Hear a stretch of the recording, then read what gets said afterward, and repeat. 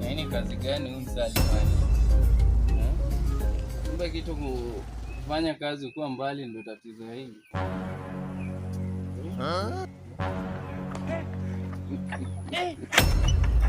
Sasa hivi kama kazi unaweza kufanya mtu kazi yake hivi.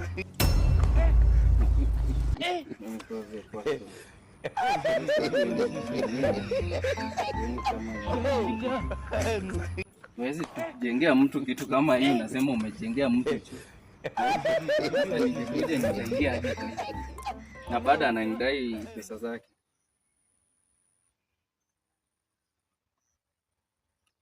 Hello Alfai. Hello. Habari yako? Salama sana. Nakupata wapi sasa? Ya muta kabisa. Ulikuwa unanidai pesa, nimeingia kwa kazi.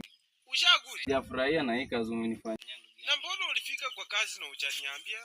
Ndio nimefika jana jioni nikasema nikupigie. Kazi yako haijanifurahisha hata kidogo.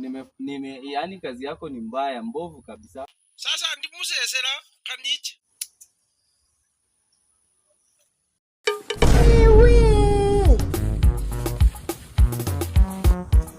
County government, Oliver Dazawa, Paravali, Salama,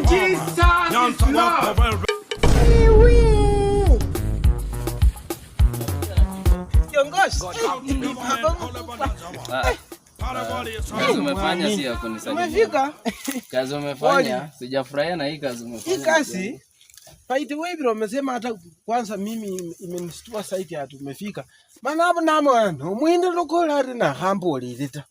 Shida kwani iko wapi? Tatizo ni lipi? Si nilikutumia kila kitu. Wewe la quotation. Si ulifanya quotation ukaniambia ni ya 20,000. Kwanza nikakutumia 25,000.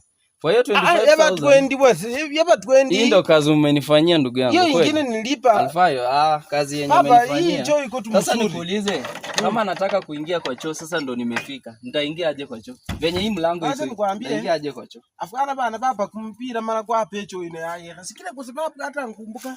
Hata sumoni nimekuja na nini mkuu hivi namna hii. Nakuwa mwiro, nakuwa mchoona. Ndugu yangu kazi umenifanyia mimi. Nakuwa mwiro no nani. Hata sioni pesa zenye unanidai. Hii tena napiga hesabu ya kuibomoa.